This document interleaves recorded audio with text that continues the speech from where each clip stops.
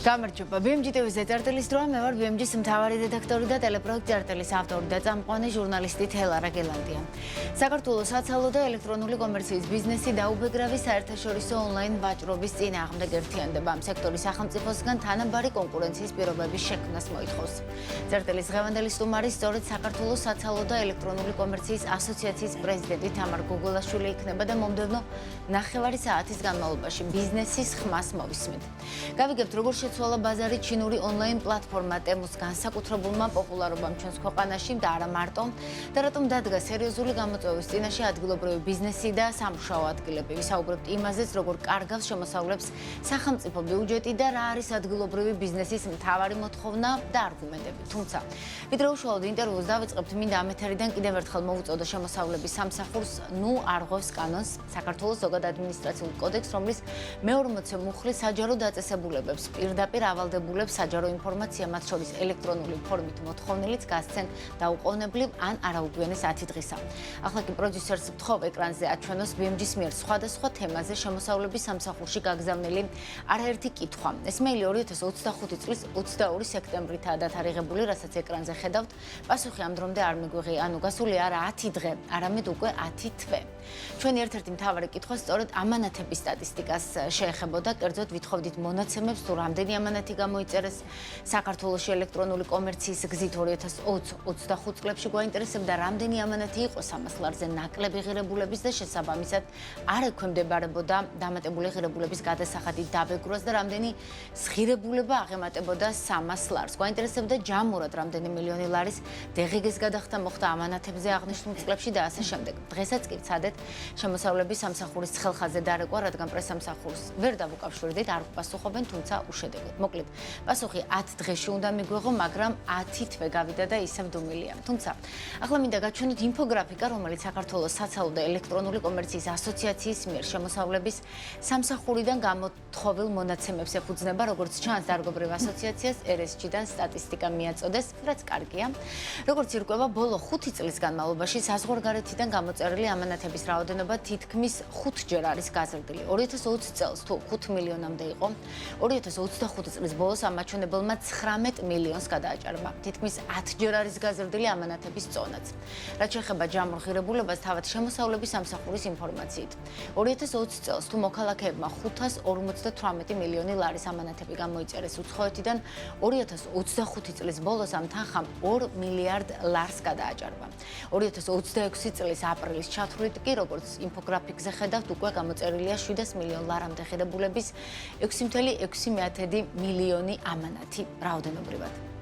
ამავე მონაცემებზე დაყრდნობით ელექტრონული კომერციის ასოციაციის ანალიზი აჩვენებს, რომ 2024 წლიდან გზავნილების უდიდესი ნაწილი ჩინეთზე მოდის და ეს ტენდენცია წელსაც ნარჩუნდება.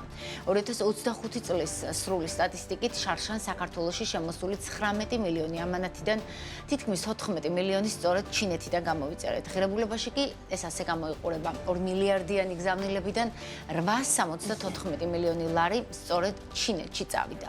კიდევ ერთი ინფოგრაფიკა, სადაც წყარო ისევ შემოსავლების სამსახურია, გზავნილების ღირებულების მიხედვით განაწილებას ასახავს. ფაქტია, როგორც რაოდენობრივად, ისე ჯამური ღირებულებით მკვეთრად ჭარბობს 300 ლარამდე ამანათების კატეგორია. შეგახსენებთ კიდევ ერთხელ, რომ მოქმედი კანონმდებლობით 300 ლარამდე ღირებულების ამანათი ქვეყანაში გამბაჟებას არ ექვემდებარება. აი მაგალითად, ისევ 2025 წელს რომ შევხედოთ, ჯამურად გამოწერილი 2 მილიარდი ლარის 19 მილიონ 885,331 ამანათიდან 19 მილიონ 302,967 ამანათი სწორედ 300 ლარამდე ღირებულების იყო, რაც არის ჯამური გზავნილების თითქმის 97% და რამაც ჯამში შეადგინა მილიარდ 197 მილიონი ლარი. რამდენადაც ვიცი, ელექტრონული და საცალო ვაჭრობის ბიზნესი სწორედ ამ 300 ლარიანი საგადასახადო შეღავათის გაუქმებასაც ითხოვდა ადრეც, თუმცა გამომდინარე იქიდან, რომ ეს ნაბიჯი საზოგადოებაში საკმაოდ არაპოპულარული იქნება, მით უმეტეს იმ ქვეყანაში, სადაც მოსახლეობას ისედაც მაღალი ფასები აწუხებს, საინტერესოა რამდენად შეძლებს ბიზნესი მთავრობის დარწმუნებას. ჩემი ინფორმაციით, შემოსავლების სამსახურში 3-4 წლის წინ აქტიურად განიხილებოდა 300 ლარიანი ზღვარის გაუქმება, მაშინ ტემუს ეფექტი საქართველოში ასეთი პოპულარული ჯერ კიდევ არ იყო, თუმცა ეს განხილვები გადაწყვეტილებად არ ქცეულა. მოკლედ პარლამენტამდე საქმე არც მისულა. მეორე მხრივ, BMG-ს ციფრული არქივი ინახავს სხვადასხვა პოლიტიკური ჯგუფის თუ დეპუტატების საკანონმდებლო ინიციატივებს, რომლებიც პირიქით გამბაჟების მინიმალური ზღვარის აწევას ითხოვდნენ მოსახლეობაზე ზრუნვის მოტივით, თუმცა კანონად ვერც ისინი იქცა. მაგალითად 2019 წელს ევროპული საქართველო ამ ზღვარის 300-დან 500 ლარამდე გაზრდას ითხოვდა, ხოლო 2022 წელს პარლამენტის ოპოზიციონერი წევრები ლევან იოსელიანი და ალექსანდრე ელისაშვილი გამოვიდნენ ინიციატივით, რომ გამბაჟების ზღვარი 300-დან 700 ლარამდე გაზრდილიყო. რა თქმა უნდა, მაშინაც ამ ინიციატივას ადგილობრივი საცალო სექტორის მხრიდან კრიტიკული შეფასებები მოყვა.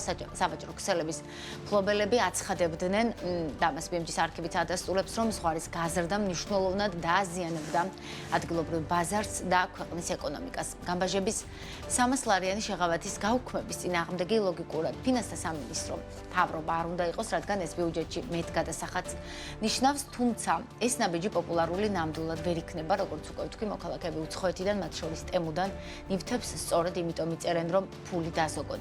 როგორ აპირებს საქართველოს საცალო და ელექტრონული კომერციის ბიზნესი სახელმწიფოს დარწმუნებას, რომ მათ თანაბარი კონკურენტული პირობები სჭირდებათ? ბიზნესის არგუმენტებს მოვისმენთ საქართველოს საცალო და ელექტრონული კომერციის ასოციაციის პრეზიდენტისგან თამარ გოგოლაშვილი უკვე ჩვენთან არის სტუდიაში.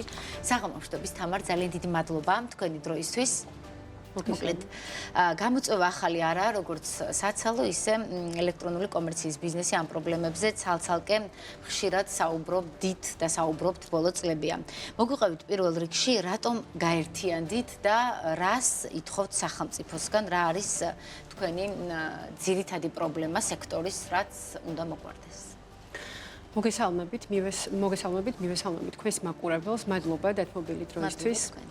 რაც შეეხება ჩვენს გაერთიანებას, ზოგადად მე ელექტრონულ კომერციასთან დაკავშირებით ძალიან ხშირად საუბრობდი, თუმცა ბოლო 2 წლის განმავლობაში ეს პრობლემა გასცდა ელექტრონულ კომერციას და დავინახეთ, რომ ზოგადად არამხოლოდ ელექტრონული კომერცია, არამედ საცალო ვაჭრობაც აღმოჩნდა იგივე პრობლემის წინაშე და შეგვიძლია ვთქვათ, რომ სხვა ბიზნესებიც, ანუ ზოგადად იმედენად გაზრდილი არის ონლაინ ამანათების რაოდენობა საქართველოში, რომ ეს ყველაფერი უკვე საქართველოს ეკონომიკას მნიშვნელოვნად აზიანებს. საუბარია იმაზე, რომ თქვენ სტატისტიკა ჩვენს მოწოდებულ სტატისტიკაში ჩანდა. მადლობა თქვენ, იმიტომ რომ სამწუხაროდ შემოსავლების სამსახურმა ჩვენ არ მოგვაწევთ. დიახ, ჩვენ მივიღეთ ეს სტატისტიკა. დავამუშავეთ და ნახეთ, რომ შედეგები არის ფაქტობრივად სავალალო, ვინაიდან ბოლო ესე იგი 3 წლის განმავლობაში ფაქტობრივად 30 თუ 50%-ით იზრდება ეს რაოდენობა, შემოსული ამანათების სტატისტიკა. თუ ამ წელს ესე გაგრძელდება, რაოდენობაც გვაჩვენა აპრილის მდგომარეობით ამანათების რაოდენობამ, შესაბამისად წლის ბოლოსთვის დაახლოებით 30 მილიონამდე ამანათი შემოვა, რაც დაახლოებით ალბათ 3 მილიარდ დოლარს გადააჭარბებს. ეს რაოდენობა არის კოლოსალური, ვინაიდან თუ მაგალითად ჩვენს ბიუჯეტს შევხედავთ, დაახლოებით 35 მილიარდი არის ჩვენი ბიუჯეტი და აქედან დაახლოებით 10%, ანუ შეგვიძლია ვთქვათ, რომ ონლაინ ვაჭრობით გავიტანეთ ჩვენი ქვეყნიდან.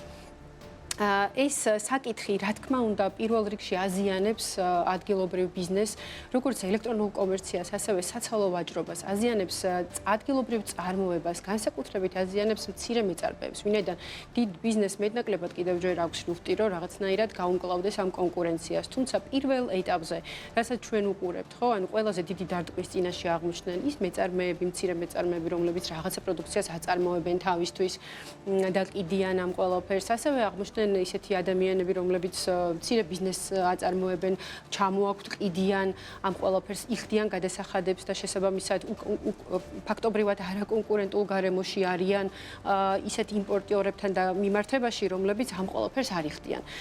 რატო ვახცენე იმპორტიორი? ანუ ჩვენ, რასაც ვუყურებთ, უკვე იქნება ეს თემუ თუ სხვა საერთაშორისო ონლაინ ვაჭრობის პლატფორმები, მათი საქმიანობა უკვე დიდი ხანია თავისი შინაარსით გასცდა უბრალოდ ონლაინ ვაჭრობას. ისინი არიან ფაქტობრივად ორგანიზებული იმპორტიორები და შესაბამისად აწარმოებენ ეკონომიკურ საქმიანობას საქართველოში. ჩვენი არგუმენტი სწორად ეს არის და მთავარი. თუ ადგილობრივი ბიზნესი გადასახადებს იხდის ბიუჯეტში, ხო, ანუ იმპორტისთვის იხდის იმპორტის გადასახადს, დღეგის გადასახადს თუ ასე შემდეგ. გარდა იმისა, რომ გადასახადებს იხდის სხვადასხვა რეგულაციებს ექვემდებარება, მათ შორის სერტიფიცირების რეგულაციას, ანუ მოგეხსენებათ, ჩვენ ქვეყანაში პროდუქცია ვერ შემოვა იმპორტიორების მეშვეობით, თუ მას რაღაც გარკვეული ხარისხის სტანდარტი არ გააჩნია. ეს რა თქმა უნდა პროდუქციის ღირებულებასაც აძვირებს, ვინაიდან იაფიან პროდუქციას, რომელსაც შეიძლება გაურკვეველი ხარისხის სტანდარტი ჰქონდეს, უბრალოდ ვერ შემოვიტანთ. ეს არის განკუთვნილი იმისთვის, რომ ჩვენი მომხმარებლები, ჩვენი მოქალაქეები დავიცვათ და სახელმწიფომ გადაწყვიტა ასე რა თქმა უნდა და შესაბამისად გარკვეული რეგულაციები მოქმედებს. თუმცა ეს რეგულაციები არ მოქმედებს საერთაშორისო ონლაინ ვაჭრობის პლატფორმებზე. დიდი ხანია, რაც მსოფლიოში ეს პრობლემა დადგა. ეს არ არის მხოლოდ საქართველოს პრობლემა. ჩვენ დიდი ხანია ვუყურებთ, რომ უკვე გარკვეული ზომები და ძალიან აქტიური ზომები მიიღო ევროკავშირმა ამასთან მიმართებაში, განსაკუთრებით თემუსთან მიმართებაში. მოგეხსენებათ, რომ 1 ივლისიდან ყოველ ამანატზე 3 ევროიანი მოსაკრეფელი დაწესდა. ამას გულისხმობთ, ხო? ამანაც ამ გადაწყვეტილებამ რამდენად, ასე ვთქვათ, გააძლიერა თქვენი არგუმენტები სახელმწიფოსთან კომუნიკაციის ნაწილში და თანდათან უფრო კონკრეტულად რომ ვისაუბროთ, როგორ ხედავს უშუალოდ ბიზნესი ამ გამოწვევის დაძლევის გზას, აი რას ითხოვთ და რა დონეზე არის დღეს დაწყებული კომუნიკაცია შესაბამის სამთავრობო უწყებებთან და ვისთან? ჩვენ კომუნიკაცია სხვადასხვა უწყებებთან ვაწარმოებთ, მათი კომპეტენციის ფარგლებში, მათ შორის შეხვედრები გვქონდა ეკონომიკის სამინისტროსთან, ფინანსთა სამინისტროსთან, კონკურენციის სააგენტოსთან, მინისტრის მოადგილეების დონეზე. მოადგილეების დონეზე იყო შეხვედრები, წერილები მინისტრის დონეზე გავაგზავნეთ, რა თქმა უნდა, თუმცა ამ შეხვედრებზე ჩვენ პირველადი ესე იგი ინფორმაცია გავაცანით, მოვთელეთ ასე ვთქვათ საკითხი. ფინანსთა სამინისტროსთან ყველაზე საინტერესო აღმოჩნდა შეხვედრა ამ შემთხვევაში ვინაიდან მე ვფიქრობ, რომ მათი პოზიციაც თქვენ სწორი ხართ, რომ უნდა იყოს მაქსიმალურად ის, რომ ბიუჯეტში რა თქმა უნდა მეტი გადასახადი შევიდეს და ისინიც იზიარებენ და იაზრებენ იმ პრობლემას, რაც ადგილობრივ ბიზნესს ექმნება.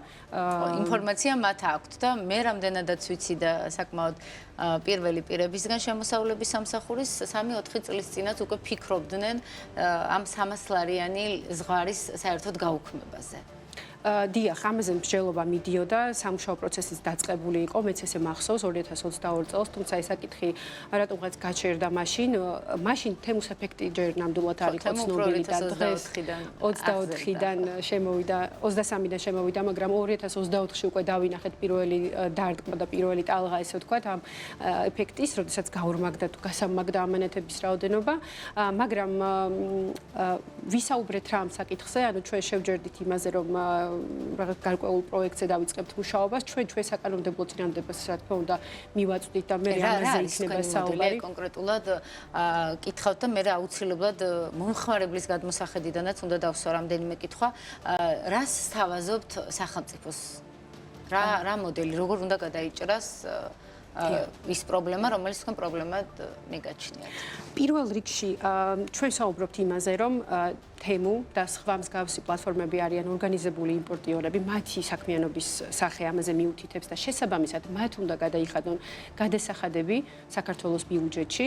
ეს შეიძლება მოხდეს მაგალითად ციფრული გზით, მათ საიტზე პირდაპირ აღმოჩნდეს, ასე ვთქვათ, გამოჩნდეს დღეგეს გადასახდელი, ასე ვთქვათ, დამანგარიშებელი და შესული დღეგე, რომელსაც მომხმარებელი გადაიხდის მათ საიტზე, ანუ მათ პროდუქციის ღირებულებაში შევა, ისინი საქართველოს ბიუჯეტში გადაიხდიან. ეს მეტნაკლებად გაათანამბრებს ამ პირობებს. ეს არის ის გზა, რომელსაც ფინანსთა სამინისტრომ თორცები 2021 წელს მიმართა, როდესაც Facebook-ი, Google-ი მათაც უწევთ ახლა ჩვენ ბიუჯეტში გადასახადების გადახდა, იმიტომ რომ კომპანიები თუ ფიზიკური პირები მათ პლატფორმას იყენებენ რეკლამისთვის. სწორად მივხვდი. დიახ, ესე არის. ეს პრაქტიკა ჩვენ საქართველოში არსებობს, ვინაიდან რეალურად Facebook-საც და Google-საც ჩვენ საქართველოს ტერიტორიაზე ვიყენებთ. ანუ ეკონომიკური საქმიანობის გაწევა ხდება აქ ამ ტერიტორიაზე. შესაბამისად, გადასახადის გადახდაც უნდა მოხდეს ადგილობრივად. ჩვენ სწორედ ეს წინადადება გვაქვს, რომ ამ იმპორტიორებმა კეთილინები უნდა გადაიხადონ ეს გადასახადები, შესაბამისად მეტნაკლებად რაღაც თანაბარ პირობებში აღმოჩნდეთ ამ ორივე გადაიხდის გადასახადს. ორივე გადაიხდის გადასახადს, თუმცა გარდა ამისა, მათ აუცილებლად უნდა დაიცვან ადგილობრივი კანონმდებლობაც. იგივე ხა ჩვენ საუბრობთ იმაზე, რომ სერტიფიცირების წესი მაგალითად, ხო, ანუ მათ პროდუქციაზეც უნდა ვრცელდებოდეს აუცილებლად, რაზე დააჯარიმა ევროკავშირმა 200 მილიონით დემო, ხო, ანუ ევროკავშირს ჰქონდა მოთხოვნა, რომ ევროკავშირის ტერიტორიაზე არ გაყიდულიყო პროდუქცია, არ გამოიჩინა თემუსას, თქვა მის პლატფორმაზე პროდუქცია, რომელსაც მინიმალური სტანდარტის ხარისხის სტანდარტის დაცვა არ შეეძლო.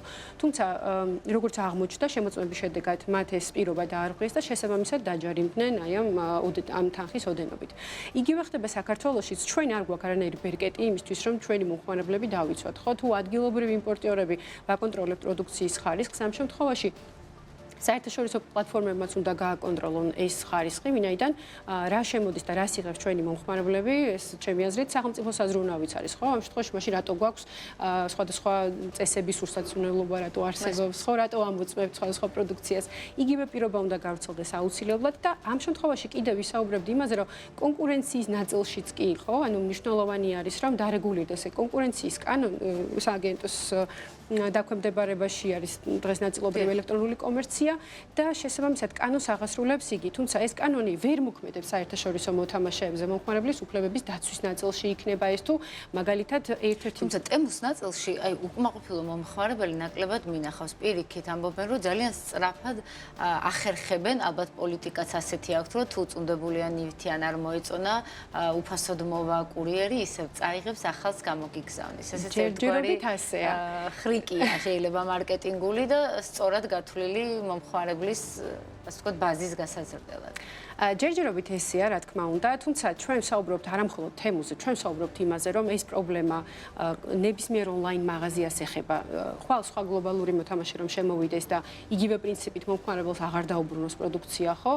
ან თანხა არ დაუბრუნოს. შესაბამისად, ჩვენ უნდა გქონდეს რაიმე ბერკეტები, მზა გამზადებული ბერკეტები იმისთვის, რომ ეს ჩვენი მომხმარებლის ინტერესების დავიცვათ და ბიზნესის ინტერესების დავიცვათ. ვინაიდან როგორც აღმოჩნდა, ჩვენი სოფლიოში ნებისმიერი ქვეყნის ეკონომიკა და კანონმდებლობა არ აღმოჩნდა იმისთვის მზად, რომ ესეთი ონლაინ კომერცია, გლობალური ონლაინ კომერციას კანონმდებლობა ცოცხალი პროცესია და როდესაც გარემო იქნება, შესაბამისად კანონმდებლობაც მიყვება.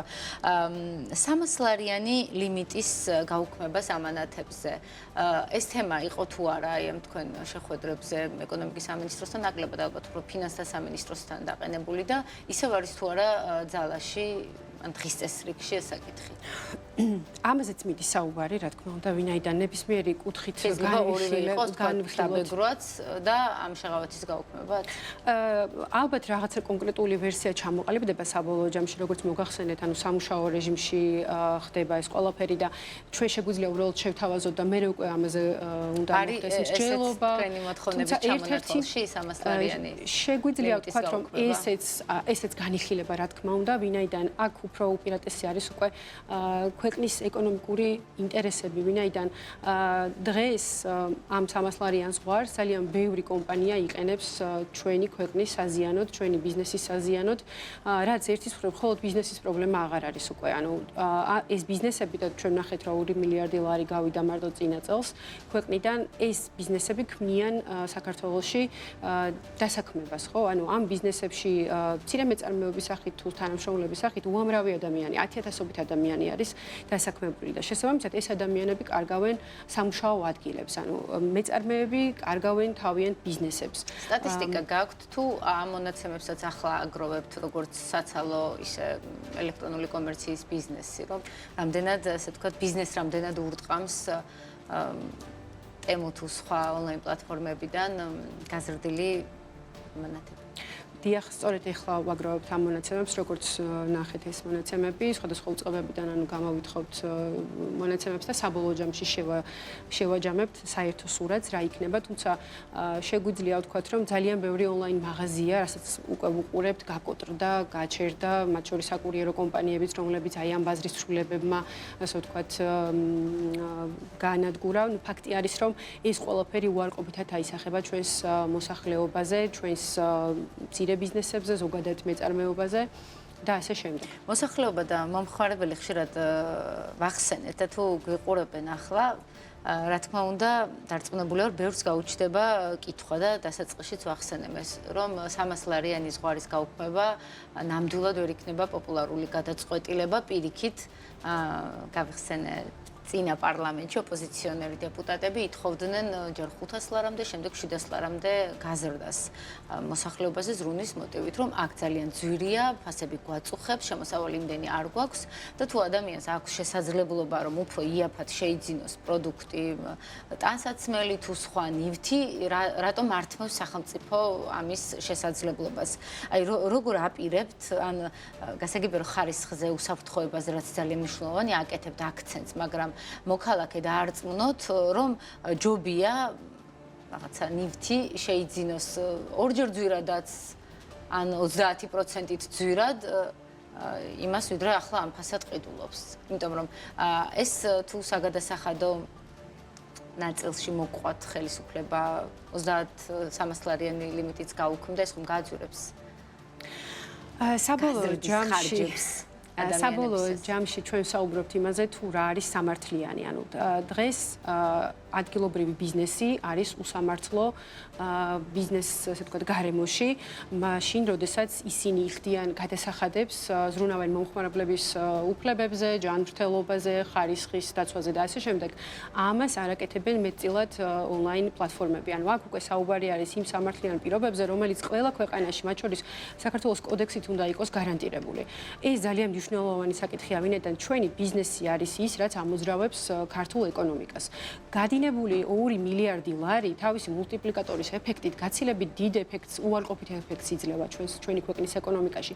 ეს ნიშნავს 10,000-ობით დაკარგულ სამუშაო ადგილს, განუვითარებელ მეწარმეობას, რომელიც ეხლა ცდილობს რაღაცნაირად ფეხზე დადგეს. ეს ნიშნავს იმას, რომ ჩვენ ვერ განვავითარებთ თუნდაც რაღაცა შოპინგ ტურიზმს, რომელსაც ესე ვესწრაფვით და გვინდა რომ მოვიზიდოთ.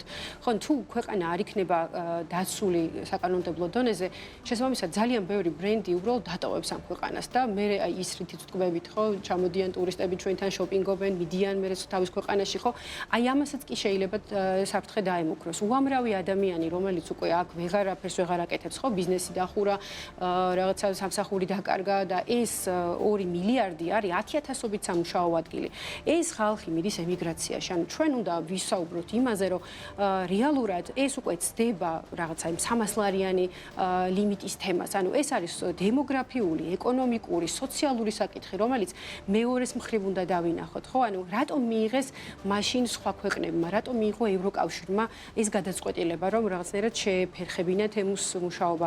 ანუ ის არ ზრუნავს თავის ქვეყნის მოქალაქეზე, ანუ უნდა რომ მეტი გადაიხადოს, მაგრამ ევროკავშირი ხვდება, რომ მის, ასე ვთქვათ, მის ტერიტორიაზე უნდა იყოს თანაბარი სამართლიანი თამაშის წესები. თუ არ იქნება სამართლიანი თამაშის წესები, ქვეყნის ეკონომიკა ვერ განვითარდება, ხო? ანუ დიდი ხანია ამ ინდუსტრიებში ჩვენთან, ანუ ინვესტიციებზეც არ არის საუბარი. ინვესტიცია რო არიდება ერთია, მაგრამ უკუსვა არის, ანუ ფაქტობრივად დეგრადაცია მიდის. ხომ არ აპირებთ, რომ ერთია გინდათ რომ თანაბარ პირობებში იყოთ, მაგრამ მეორე, რადგან მთავარი ადრესატი მომხმარებლის პრეტენზიის არის შეიძლება ადგილობრივი ელექტრონული კომერცია, ასევე საცალო სექტორი, საცალო ვაჭრობის სექტორი, რომ ძვირია საქართველოში. აი, რატომ არის რაღაც მზისგან დამცავი კრემი სამჯერ ძვირი აქ, ვიდრე ბრიუსელში?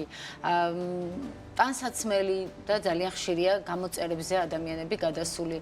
აი, ამ ნაწილში მარტო ესე რომ არ ვისაუბროთ, ხომ არ იქნება თქვენი სექტორის მხრიდან დაყენებული ინიციატივა, რომ თუ თავრობამაც უნდა იზრუნოს ახალი სამუშაო ადგილების შექმნაზე, ინვესტიციებზე ამ ქვეყანაში და ასე შემდეგ, რაღაც გადასახადების შემცირებაზეც მოითხოვოთ. ზოგადად, აი 18%-იანი დეღიგესი ან საშემოსავლოს მაგალითად. იყავდეს რაღაც ეს დღის წესრიგში. ეს იდეალური ვარიანტი იქნებოდა და რა თქმა უნდა ჩვენ ამ თემაზე კომუნიკაცია გვექნება, რომ რაღაც საგადასახადო შეღავათებიც არსებობდეს, ხო?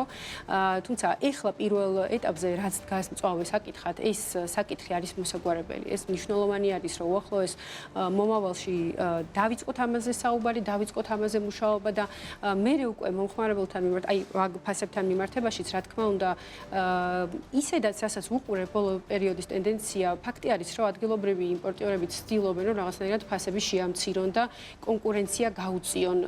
ამ ყველაფერმა უკვე გარკვეული გავლენა, რა თქმა უნდა, იქონია და ეს გრძელვადიან პერიოდში აუცილებლად რაღაც გავლენას იქონიებს. თან თუ შევხედავთ მეორეს მხრივ, ანუ ის თანხა, რაც დაუშვათ ქვეყნიდან გავიდა 2 მილიარდის დაახლოებით ლარის ოდენობით პროდუქცია, რომ ადგილობრივ ბაზარზე შეიძინოს მომხმარებელმა, ეს იმხელა რაოდენობაა, იმდენად უზარმაზარი რაოდენობაა, მაგრამ ამ 2 მილიარდის შესაძენად ალბათ მოუწოდა გადასახადების გადახდა სხვაც და უფრო ძვირი უჯდება. ამიტომ სახელმწიფომაც რომ იზრუნოს მოსახლეობაზე ამ მხრივ, რომ უფრო ასე ვთქვათ, ხელმისაწვდომი იყოს და ბიზნესმაც შეძლოს ხელმისაწვდომ ფასად რაღაც პროდუქციის რეალიზაცია, ალბათ ესეც ფართო სურათში საინტერესო პერსპექტივა არის თქვენი და ჩვენც რა თქმა უნდა ვეცდებით რომ ამ კუთხითაც გარკვეული რაღაცა შეღავათები მივიღოთ, რადგან ბიზნესის მთავარი მოთხოვნა ამ შემთხვევაში არის თანაბარ პირობებში ჩადგომა.